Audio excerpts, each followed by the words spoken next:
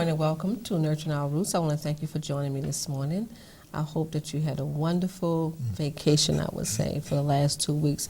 But anyway, welcome to a new year. We just want to thank you for allowing us to come into your home. I want to welcome my colleague, Walter. Good morning. Good morning. And welcome. Good to be here. Walter, I really want to, I know this is very hard, but I know it's a difficult time for you. You lost your daughter. Yeah, yes I did.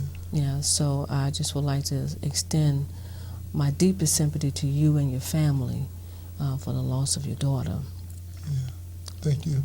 Thank you for the support and for you and everyone else who helped me through this. It's been a hard time. It's my firstborn, and it was like unexpected. Mm-hmm. You know, when things started, it just started at such a rapid pace.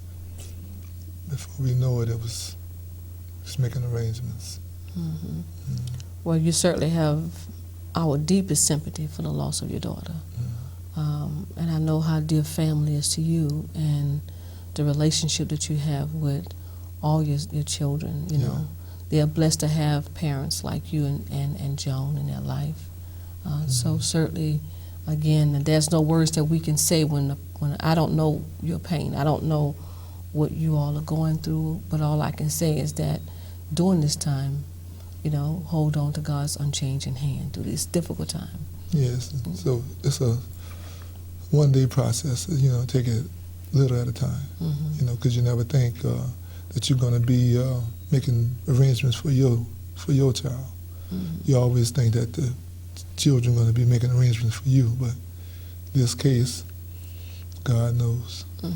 You know, you've been doing your genealogy research for like the last year or so, and now when you're looking at the past and the present and the future, you see how all of that is intertwined in a fabric that makes our genealogy what it is. Yeah, and it's important to record these type of things. You know, this is a time when family come together, and you see family that you never seen before. Friends come around that you thought was out of town, they was right there, and then they come in to support you. That support system, yes. Yeah, people have been calling, and they still calling. That's right, and we'll be calling. Yeah. And we'll be, you know, when the homegoing celebration was so beautiful. Oh, yes, it was. You know, it was a celebration. That's exactly what it was for a young woman. That beautiful smile that Janine, and reading the obituary, and everybody was saying that that beautiful smile that she had. Yeah, she always was smiling. She always had a little joke or so, and she was the type of a person. She would uplift you at any time. She could say something to uplift you. That's what she would do. You know. And during that time, the same time you lost your daughter, we lost my dear cousin Adam Gordon. Yeah, good friend of mine. That's also. Right. Matter of fact, they said that's your look-alike. So to the Gordon family and to my family, I certainly want to say this is a loss. He was my cousin, but he was also my comrade. He was also a community activist, a person that really cared about the community and people, and was giving and feeding people and clothing people. Yes, he was. And giving shelter to those that was in need. That's what I remember most about him.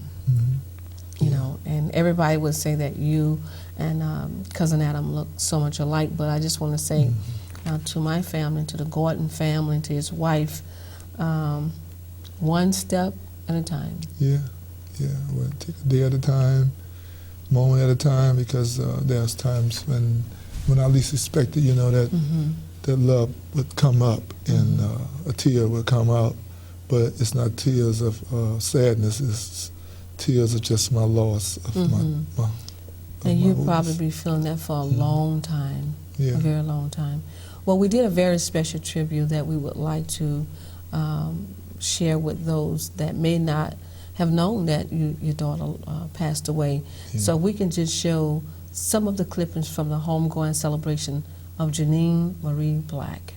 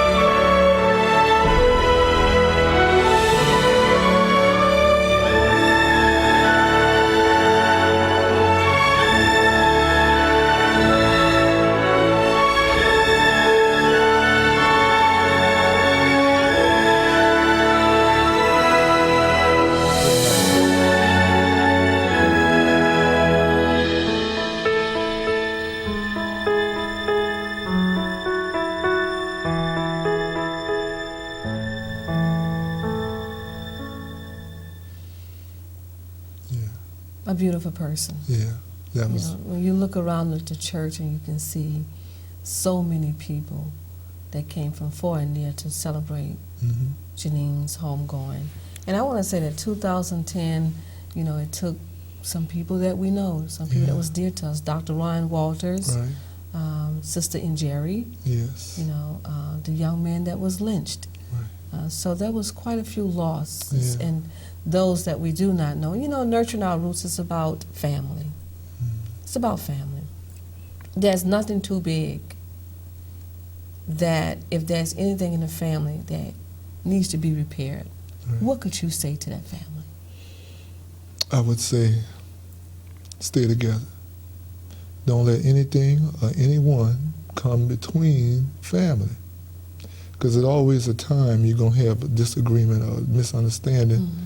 And when that time comes, you got to remember, this is family. That's right. You're not going anywhere. That's You're right. not moving anywhere. So you need to just come together, talk this thing out, work it out, and become one again. Because life is too short. My daughter showed me that. That's right. I was talking to her one day. We was kidding around and joking. And we was going places. I was bringing her to get her supplies and things. And the next thing you know, it was a down. It was so unreal because, down, it wasn't like it was expected. Right. And that's how it was with Dr. Ryan Walters, who is just a very powerful mentor to me. And I don't think it's a day that go by that I don't think about Dr. Ryan Walters, because in this work that we're doing, how could you not think of Dr. Ryan Walters? That's right, because I met him through you and on the tour, on a poverty tour. And Such a beautiful he person. has so much wisdom. He just sat and you could see the wisdom in him. And when he opened his mouth, it came out. And it was such a blessing and an honor to be in his presence, to learn from him. Yeah. And to know that we finally got this opportunity to connect in the physical world, but we studied the same material as it related to 20th century slavery, but to actually meet him. And I remember asking Dr. Ryan Walters just one time if he would come to Mississippi and look at the poverty that's there and interview those that was left behind. He did not hesitate to say, yes, I will be there. That's right. He was right there. He saw it for himself. He even held his book, put his book That's on right. hold to come to share with us. And I certainly hope that book will be finished Yeah. as it is. Yeah. So certainly to all the family members out there and people, friends that we know that have lost loved ones, our prayers are with you. And I can only say hold on to God's unchanging hand. And there was those that experienced babies being born into the family, a new addition to the family. That's right. That's right. And there's so many things that happen in family. And that's what this show is about, nurturing our roots. And there's nothing that we should not be able to talk about in an intelligent way, in a very respectable way. And we should have respect for each other. I remember C.C. Campbell, her son said, her little boy, and he was very young when he said this, he said, to love me is to respect me, and to respect me is to love me. That's right. And when when I think about love, when you really have genuine love for someone, it don't matter whether it's a right or wrong or I'm not going to say nothing until you apologize to me. Sometimes you just got to get to be the bigger person and just say, listen, Because whatever it's the right it thing was, to do. whatever it was, came up that brought us to this point. We need to just drop this thing and go on with life and come together. And if any families are out there that's going through these type of things, take it from what Walt is saying to you. He lost his daughter. And I know you're so happy that you had that time. Oh, yes, indeed. You had that very special time with her. I had that time. That's right. You had that time. I was there with her, and she went to sleep. And I was holding her hand, and she went to sleep. And I knew she was going to a better place, because I know there was no more pain, no more doctor appointments, no more shots, she was at peace with it because I was with her when she rededicated her life to Christ. Mm-hmm. So that, knowing that and hearing that for myself, it was comfort to me. Mm-hmm. And she was strong enough to say, if I get to this point, when she was well in her, feeling good and everything, she said, Daddy, with the doctor, that if I get to this point, I don't want to be revived because of the extent of the cancer was. After he explained it to us, she just signed the papers and it was good. She was good with it. She knew. You know, Walter, we talk about a lot of things, and I know sometimes we talk about our own funeral plans, and you know, and every year, every 2 years, I always change things according to the way that I would want them to be. And from the point of even writing down the people who I would like to say anything at my services, people that know you, you know, not people that would just get up there and say, well, what can I say? I mean, I really didn't know them. And there's people in your family who really don't know you, but when you can take that family plan and put it together, you know, the wills, the instructions, and how you want things, you know, we have to prepare for these things. And this is a lot of issues that people do not want to talk about, you know, life insurance policies, where's the business affairs, you know, these things, because dying is a part of living. That's right. And if you don't have these things in order, it can send you to a wealth of anguish and a lot of unnecessary frustration and time because your name wasn't on something. So I would say out there in TV land, if you know someone that's ill and it's your responsibility to talk to them about putting things in order. Before that. I think, you know, this is a brand new year, and people make all types of resolutions and all these things. And if we can pull the phone lines up, please. People make a lot of resolutions during this time of year. And I think one of the resolutions that every family need to have is to put your family portfolio together. Right. You know, make sure that you have those important policy numbers and phone numbers and people to contact, creditors, all these things in a portfolio. Yeah. And the family should talk about these things. That's part of a business plan, a family plan, estate planning. All of these things are very important. And so when we do that, and now that time comes for us to bury a loved one that is so dear, we don't have to go through all of that. That's right. Because somebody took the time to put that in place. Right.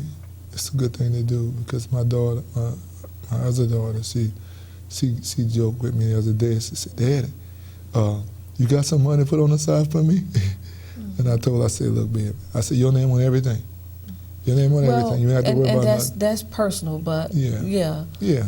But the fact of it is that we need to put our family portfolios together. And that goes for everybody. And, you know, I know when I clean out my files at the end of the year and, you know, get rid of things that's been there for 2 years, 3 years, you know those things, that receipts that you need to keep and files that you need to keep. But every family should have a family plan. Right. Every family. So that when this time approaches us, and we never know the moment or the hour or the minute, but certainly it is part of living is to make those plans as well, you know, because sometimes when a loved one passes away, a person never know anything about that person business. That's right, and that's why all the time. I found out because right now I'm doing a lot of things for my daughter, myself, and I'm going through the process of learning some things, cleaning out things, and knowing what I have to do myself. It's a learning process. Yeah, to make sure that when it's the time come, that it's going to be a smooth transition.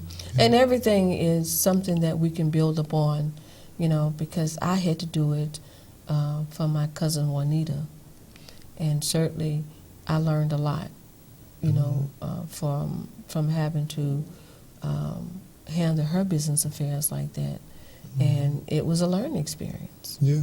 It's a good thing to have a friend or a relative to kind of like know where these papers are and what you want. Yeah, and should Done. know, and you can take them and put them in a safe place, safe deposit box or with the instructions. And what I like about the technology is that you can get a video camera and set that camera right before you and just record your instructions and say, look, please, this is the way that I want it. And if there's any phone numbers out there that phone number contacts, well, put that in the package and make sure you let someone in the household or in the family know at the time of my death, this is what you need to go pull this file here, and it would have all the instructions there. Yeah, because I found myself searching for numbers on cousins and that moved away, and then I had to get all out search and tell everybody, listen, anybody that you know that knows me or knows my daughter, call them and let them know, because I might miss somebody. Yeah. And what I like about Facebook, for those friends of our mutual colleagues that live in other states, and with the tribute that we did, they had an opportunity to be at the ceremony, and to wish you and the family their condolence. Yeah, and it's such a nice tribute that you put together for me. I sure appreciate it, and everyone in the family. I'm glad her sons really liked it. That was something that was dear to me. Well, I want to talk about something else that we experienced over the holidays, the lynching of a young man. The autopsy came back and said that Frederick Jermaine Carter lynched himself, hung himself. I would like to also say for the record that between 1882 and 1962, 4,000 people was lynched. African Americans was lynched. In the jails alone in Mississippi, 48 that we know of as of 1997, and 22 of those 48 was black young men. Regardless of the color or creed, there's a great injustice there when we talk about lynchings and hangings of innocent people and mobs of vicious people wanting to hang someone. Yeah. We have a call on the line. Good morning, caller.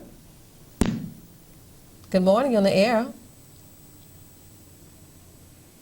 Caller. Okay, I think we lost our caller. But nevertheless, I would like to show a documentary that we're working on, Untold Legacy Productions, to talk about and to highlight and to bring to the forefront the lynchings that is taking place that people really don't know what's going on. Yeah. And right now there's a movement called the 1 Million Strong movement to really push that anti-lynching bill out. From my understanding, it failed 200 times. C.J. Madam Walker and also Ida B. Wells, she, again, was a spokesperson to put an end to lynching. So let's look at the documentary that we've put together here.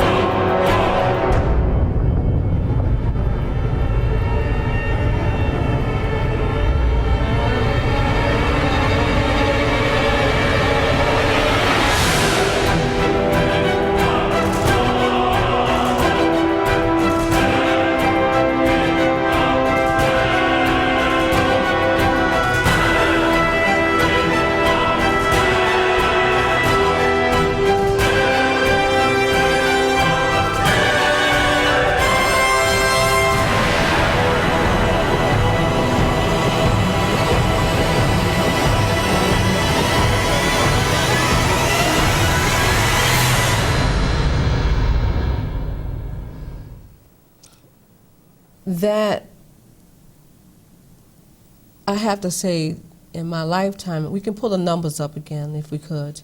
In my lifetime, I'm aware of 4 lynchings.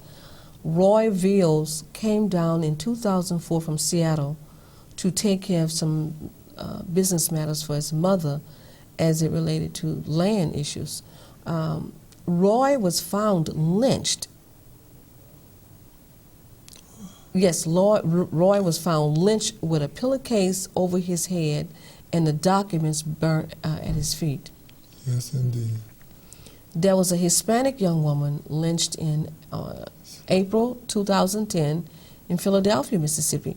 And all of these areas that we're talking about is areas that we have traveled in our research. What do you think about that? Man, it's unbelievable, because a lot of times when we're traveling and we're doing things and we're helping people, and then we run across these kind of situations where we find there's a lynching in the same area where we're working at. It's like, we always cautious about what we're doing, but in this day and time, you never think that people are still taking things into their own hands and doing these kind of things to people. But you see it every day. You see it on the news, you hear it, and a lot of times when it come up, it says that somebody commits suicide. Mm-hmm. They did it themselves. Mm-hmm. All I can say about that is, as a black person, we don't think that way to commit suicide. Now, we might do something else, but suicide is not one of the things that we just gravitate to. It's most of the time somebody else's hands is in there. And we want to thank Brother Yassim Muhammad, one of the sons of the Honorable Elijah Muhammad, for taking the lead to create a movement and around the lynching. If you want to go online and you want to sign a petition to put it in to stop legalized lynching, you can go to 1millionstrong.info. That's www.1millionstrong.info, and there's a petition there on the website. Secondly, I would like to make an announcement that there will be a march against this injustice Saturday, August the 27th, 2011 in Greenwood, Mississippi, the cotton capital of the world. All eyes on Mississippi. Stop the lynching. We also want to talk about the Scott sisters, who was given two lives for $11 of two armed robberies of $11, and the 2 sisters went before the board and was pardoned. But the thing that I think everybody's talking about is that the governor of Mississippi, Haley Barbour, said that he would release them under one condition, that the sister would donate her kidney to the other sister. Now, you and I both know that is not the truth. The sister was going to do that anyway. Right. It's just a pressure. It's a pressure that people like myself and you and other people been advocating for the release of these 2 young ladies. Right. And that's what I see was the pressure that was coming across, and then he's supposed to be doing something as far as trying to become president, run for president in 2012, I believe. So maybe that might be a...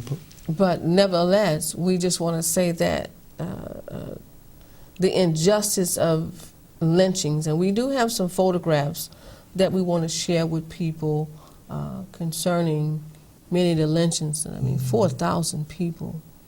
Yeah, that's a lot of people. That's a lot. That equals, I mean, there's only 365 days per year. And look at all the lynchings that took place in Mississippi. And all the lynchings that has came back recently is suicide, has been ruled as suicide. Yeah, that's what I'm saying. You know, I want everybody to look at this photograph. Is something wrong when people will stand by and want to take a photograph with a picture like this that would make any human being that has any compassion for another run away. Mm-hmm. But they was pushing for a spot to take a photograph. And not just the photograph, but these photographs was used as postcards, utilizing the U.S. Postal Service to mail these postcards to people. Yes. I mean, that is, That's horrendous. what kind of human being would do something like this to another? It's not a human being. I mean, look at the women and the children, and they speak about violence. Look at this violence here. Yeah, and they dressed up. And As if they was going to some church function or a wedding or somewhere, but they was going to a lynching, and they would ride miles and miles and bring food and eat the food while watching somebody that was losing all their body fluids, defecating on themselves, urinating on themselves, and not to mention any other fluids that was coming from the nose, the mouth, and the ear. And how could you look at that and want to eat anything? Yeah, and then it's like a photo op. That's what it was. Next photo, please. And there was no discrimination with women, children, and they would just hang people. And this is Laura. Next photograph, please. And this is just, and the smiles upon their faces. You know, when you think about flesh burning and the smell and the odor from flesh burning, how could you stand that close to a burning body and be able to tolerate the odor in itself, let alone the look of having someone's eyes plunging out of their head, the agony, the pain, and the smiles upon their faces? What is this? This is not human beings. That's got to be some satanic. I think it's demons dressed up in the form of people. That's what it is. The earthly house of a shell of a person. But there's no human being with a soul of love and compassion that can do that. That's right. There's no way I could see myself standing there and a human being that's being burnt, and I'm standing there smiling, taking a picture with that. It's just like, you would think, well, there was no emotional feelings there because of the sickness of the persons. And I know if anybody will look at that photograph right now and recognize their grandfather and their grandmother, especially if they feel anywhere different, how could they? Yeah, how could they just take a photograph or something like that? Just do it. It's like, and you know, I heard you say it earlier about legal lynching. I said, I can't even imagine that was something in the books. Just have a legalized lynching. Please go to the website, www.1millionstrong.info, and we need you to sign a petition to stop legalized lynching. 1 million strong to stop legalized lynching. You be the change. Please go to that website. We would like to mobilize to go to Mississippi on Saturday, August the 27th, 2011 in Greenwood, Mississippi, the cotton capital of the world. All eyes on Mississippi. Stop the lynchings. And we would like to play the documentary again to remind people that we cannot stand by and let this type of injustice or any injustice where a human being's life is concerned. And we're waiting for the autopsy. We want to thank the Honorable Minister Louis Farrakhan for ordering a second autopsy. So at any day now, we can expect the results from that second autopsy. In the meantime, tonight, we can pull up a flyer before we go into that YouTube. Tonight, I would like for you to join me on my blog radio talk show. You can call in tonight, and tonight, the Honorable Elijah Muhammad's son, one of his sons, Brother Muhammad Yassin Abdullah, will co-host with me tonight every Tuesday at 8 o'clock p.m. Central Standard Time. You can call in at 347-237-5191. Call in is welcome. Let me put that number out there again. It's Nurturing Our Roots Internet Radio Blog Talk Show every Tuesday night at 8 o'clock p.m. Central Standard Time. Please call in at 347-237-5191. Tonight, my very special guest, Shalea Ross will be joining us, and this is the aunt of the young man that was lynched in Greenwood, Mississippi. She will be talking about her nephew and some of the issues surrounding that lynching in Mississippi, as well as her life growing up in the cotton fields and the hardship of growing up in Greenwood in the sunflower area of Mississippi. So tonight, please tune in. Your calls are welcome. 347-237-5191. We're going to take you right into the documentary trailer to let you know that this documentary is coming soon to educate those of us that may not be aware of all the lynchings that has taken place in the South. Especially, we want to bring some attention to the jails. There's 48 people that was hung in Mississippi jails and prisons from, I think it was up to 1997, and 22 of those that was lynched was young black males. So please, let's tune into the documentary trailer.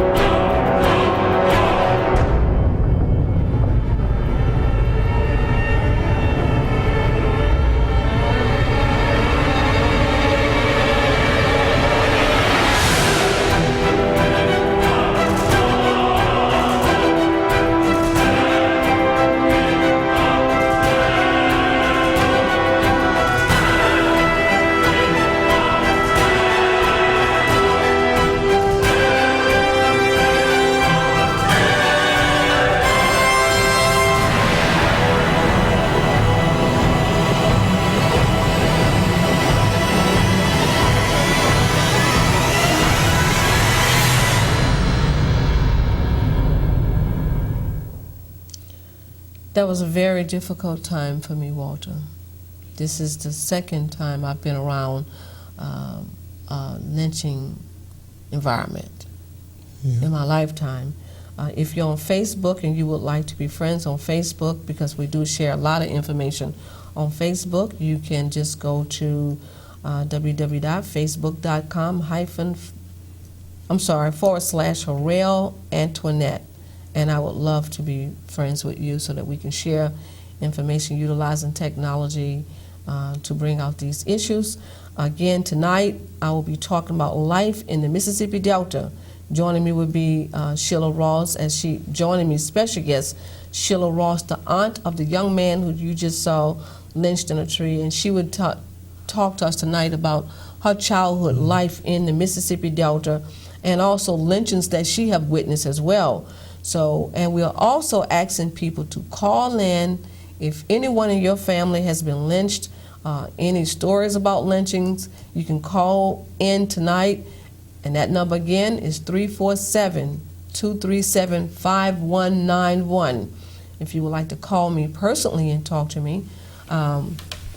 Again, Nurturing Our Roots Radio Talk Show, Internet Radio Show tonight, every Tuesday at 8 o'clock. Central Standard Time. Please call in 347-237-5191. Well, we have some more news to bring to you today about Mississippi. Looks like everything's about Mississippi, huh? All eyes on Mississippi. Yes, it is. I think last month we was contacted by a young woman out of Atlanta who said, I still know people that's living on a plantation, and Walter, myself, and our other colleague Josh made a trip out to the county just to see for ourselves. Yeah. And we want to share with you in a trailer for another upcoming documentary, Life on a Modern Plantation. Let's look at that, and we'll come back and open the phone lines.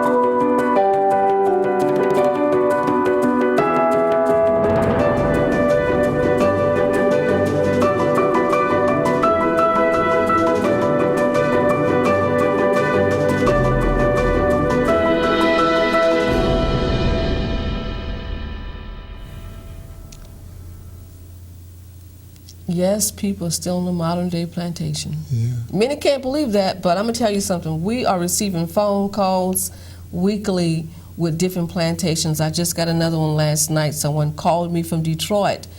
So if you're on Facebook, please go to facebook.com/Harrell Antoinette. And I'm always posting information about the modern day plantations and information about Mississippi, because we have to keep it out there. I know some people say, well, what about Louisiana? Yes, Louisiana is in that number too, but it's just at this time we're getting more calls in from Mississippi than we are Louisiana. That's right. So Louisiana, you got your time to call.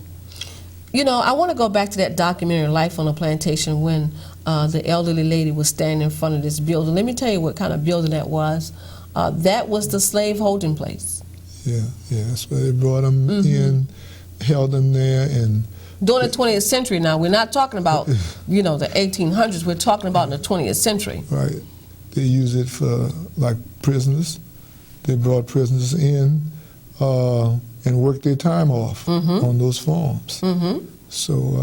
So it still exists. And she is the 5th generation on that plantation. That's right. That's right. She have raised the children and cooked and cleaned and did everything. Nursed the babies. And I will not give out the name of the plantation because we are scheduled to meet with the owners. We met with them one time, and we're scheduled to go back again. So, I know people say, well, why we can't just go in there and get them off the plantation? But there's so many plantations. We just met another young man about 2 weeks ago, and I want to thank Sister Vera Warner of Community Bookstore from driving out to Mississippi and helping to give clothes and winter items, her and her son. Thank you all. Thank you, Community Bookstore family. Thank you, Sister Vera, for what you did, and all the other people on Facebook that came together to really help to make sure people had blankets and heaters and that sort of stuff for the winter time. But he had just got put off the plantation. Yeah, the young man that got put off the plantation, didn't have a job, and all he wanted to do is get some things for his children. Well, if you don't work for the man, you have to get off the plantation. Yes. And so, and he was working like 72 hours, a week. Yeah. And it's a shame. When I tell you about Mississippi, when I think about Nina Simone's song, Mississippi, Goddamn, and that song, it's just, it is what it is. It is what it is. And like I said, people, a lot of times when we show things, these people are hardworking people, and a lot of times people. When somebody come in and do an injustice to them, like just take the job away from them, knowing they have bills to pay, know they got a family to take care of, it's just like destroying them to the air. If we can get Larry to put up this website address for me, please, www.1millionstrong.info. If you would, that's 1millionstrong.info. I would like everyone to go to the website and please sign a petition to put an end to legalized lynching. That address again is 1millionstrong.info, www. And please go there, and if you would sign that petition so that we can put an end to stop legalized lynching. Also, we want to say to you, we need you to be in Mississippi, August the 27th, 2011 in Greenwood, Mississippi, the cotton capital of the world. All eyes on Mississippi. We want eyes on poverty, injustice. We want eyes on the corruption and the way that people are living in Mississippi. I have never seen conditions like these in my life. There's people still living in little slave quarters. Yeah, and it's cold in the houses. It's open. They have cracks in the floors. No running water a lot of times, and the way they receive their water is when it rains. They got these containers on the side of the house where the water rolls off the house inside the containers, and they use that for washing their clothes. And probably be taking care of some other needs. But these times are still the same as though you was in the 1800s. It's like, man, when at least the early 1900s for sure. At least the early, the early 1900s, when you see people living in little shanties, with like the lady with no water in her home, and she was catching the water in a container, and the frogs was in the water. Right. You can still see those things, but certainly we want to say that we want everybody to make a New Year's resolution to themselves. Get involved. We need people to become active in building a community or helping to enrich the lives of others than ourselves. Yeah. Sometime when I look at Facebook and I see that, we'll stand in the bathroom and we'll take a picture of ourselves, and, we stand in the bathroom and we expose ourselves, our bathroom, our private. That's the privacy of our home. To the world. Yeah, your bathroom is the privacy of your home, and I would not want everybody to be in your bathroom. I just wouldn't want that. And when we invite people into our homes like that, and I seen one woman, she had like these little rose petals that led to her bedroom. These are personal things. But if we use Facebook to educate ourselves and put up positive, encouraging words, or use it for something other than the things of selfish, you went out last night, whatever, those things are being monitored. Yeah. Facebook is a powerful tool. It's a powerful tool to have at hand for the average individual just to go on and do something with it. And if you're going to do something with it, do something positive. Yes. Some way to help someone, or spread do something positive, encouraging words sometimes. Right. Put out some good information. We got a lot of people here, professions, if they want to volunteer some time to some place or some people, they can put that kind of information out. But that other stuff is like wasting time. You're just wasting time and energy on a tool that could be used for humanity. And certainly, and I'm going to tell you this is the truth. If we put something foolish up on Facebook, we can get 5,000 hits, 100,000 hits easily. That's right. But when you put something up there like this young man being lynched, it's almost like some people feel like, well, if it's not happening to me, it's not really my business. It's not my concern. But any person that's a mother or father should have compassion for another mother or father. Yeah. That's somebody's child that was lynched. I didn't have to know Sister Brenda Carter, but I felt her pain because I'm a mother of sons myself. Yeah. And I would want somebody to do something to help me. Right. You think about an elderly person with no water, it's just, everybody can do something. Yeah, that is a chore. That is a chore when you have to, when the water is, if you don't have any running water in the house or heat in the house, that is a chore. Because we met a person in our travels that was living like that. It's a chore to take a bath when you got to run water from somewhere into the house. Then you have to prepare it, like warm it. Like we go just turn the water on in hot water. When you got to warm that water, find a way to warm the water, and find a way to cook, and find a way, that is a chore. That's right. So. And we want to say to everybody, please join us. Stop legalized lynching. Sign the petition, get involved. You be the change. Dear family, this movement to stop legalized lynching is not personal or anyone's personal agenda. This is a human right issue that cuts all religion, nationalities, creeds, or color lines. And this is what Abdullah Yassin Muhammad is asking people. Please go to www.1millionstronginfo and sign the petition. If that's the least that you can do, we're asking you to get involved.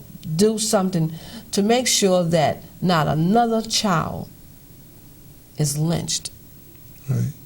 and that we want those that are guilty of lynching anyone to be held accountable, and we're seeking justice. We must seek justice. You're right. Seek truth and seek justice. And in saying that, we're going to pull up the documentary trailer again on the young man that was lynched.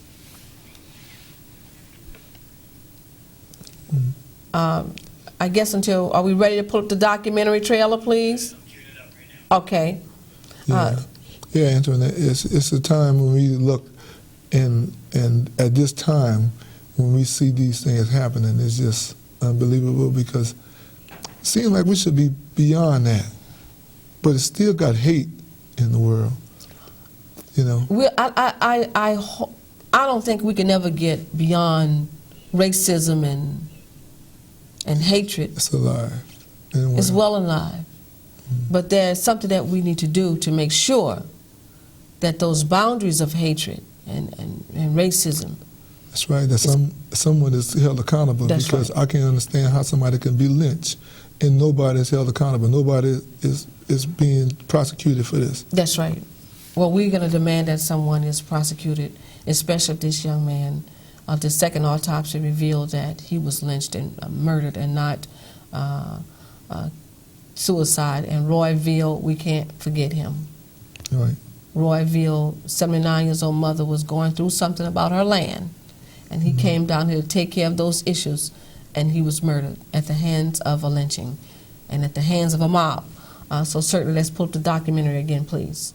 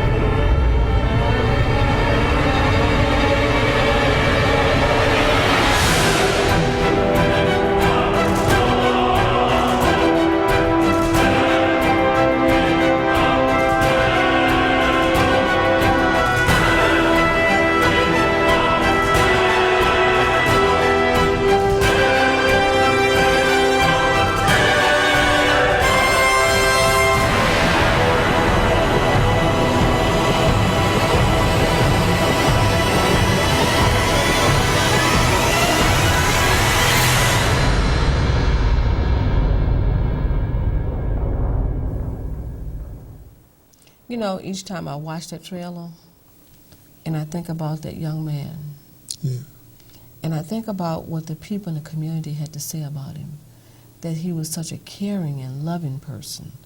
And they said that he had mental illness. And regardless to what, that didn't mean that anyone should have took his life. Right, right. And the people that's afraid to speak out in Mississippi, we was told by Senator Jordan that a lot of the pastors would not even speak out. Afraid to speak out. Afraid. Yes. The days of being afraid to speak out about injustices is over. You don't have a choice. Are you really free if you can't speak out, or you're too afraid to speak out? There's a way you say something. There's a word you use something. You say silence is what? Silence is violence in itself. Yeah. If you see something is wrong and you don't say anything, if you see that someone is doing something to hurt somebody, then you are just as guilty as the person. When you know that someone is molesting a little girl, or molesting a child, or abusing an elderly person, and you don't say anything. It's just like you're part of it.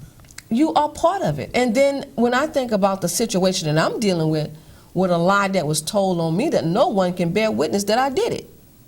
But the lie went on and on and on and on. until I said, I am not going to run. I'm going to turn around and I'm going to face that lie. Right. And everybody who spreaded that lie. Because when people really need help, they don't say anything. They will cover that up. But when when it's easier to spread a lie, it's easier. Yeah, a lie goes faster. It goes faster. It goes faster, and it stays standing for a long time until you prove that it's not true. That's right. And it's something that you got to prove it. You got to prove. Well, I'm not going to prove anything. The ones who say that I did it, let them prove that I did. Yeah. I'm not going to prove anything. You're But right. I just want them to know, and I want you to know, when you dig one grave, you better dig two. Because the one that you dig for me is the one you're digging for yourself. It was an evil, hateful lie that was told, and there's not one person that I found with any Christ inside of them could even apologize for it. I'm talking about people that profess to be Christians. People, you give a bad name to Christianity, you give a real bad name to Christianity because you can't even apologize for a lie that you told. And you know that it was a lie. And when you really know that children are being abused, when you really know that rapes are taking place, you really know that these things are taking place, and you won't say anything about that, but you will make up something. That's horrible. It's horrible. And it seemed like that's the time someone should stand up and say, okay, let me put a stop to this. That's right. Let me ease this pain where it can go away for good. Forever. And not sweep it under the rug because, when you sweep things under the rug, it has a way to come, the dust's going to come back. It's going to come up again. Because that's pain, and that's a lot of stress on a person, especially when it's a lie upon them. Because they say stress would take years away from your life. And you can I see it every day.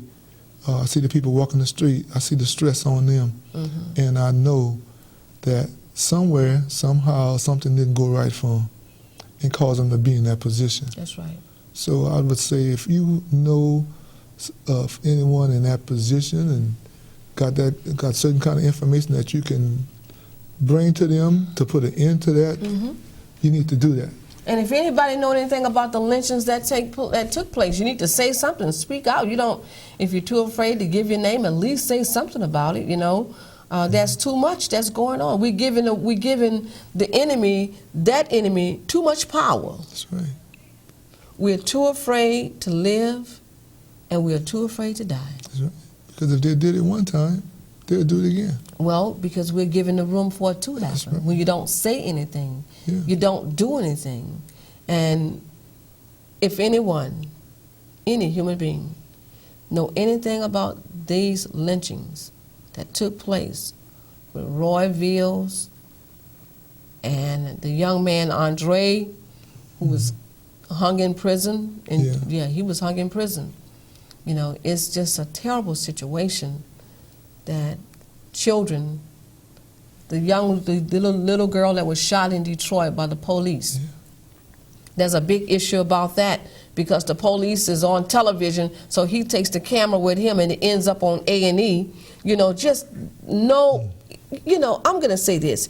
If this had been white people or any other persons, somebody had to pay the price. Yeah. Somebody's going to jail. Somebodies are going to jail. Yeah. So I just want to say we all have a responsibility to uphold justice, seek truth, and seek justice. And in the closing, Walter, we're going to close out on your daughter, on the memories of your daughter, and the beautiful memories that will always be dear to your heart. Yeah. And again, like I said, we can't say what your law says. Only a person who have stood in your shoes. That's right. I have not stood in those shoes. So certainly, my dear friend and colleague, may God hold your hand and your family, and to her sons who have grown up to be so handsome and they're growing. Yeah. And I think, and I can say that they have a family, a supporting family. And so I want to thank you all, and to those of you that celebrate the holidays, Happy New Year's to you. And New Year's for me is April 1st, when everything is green and fresh. If we can close out, Larry, on the sweet legacy and memories of Walter's beloved late daughter. Mm-hmm.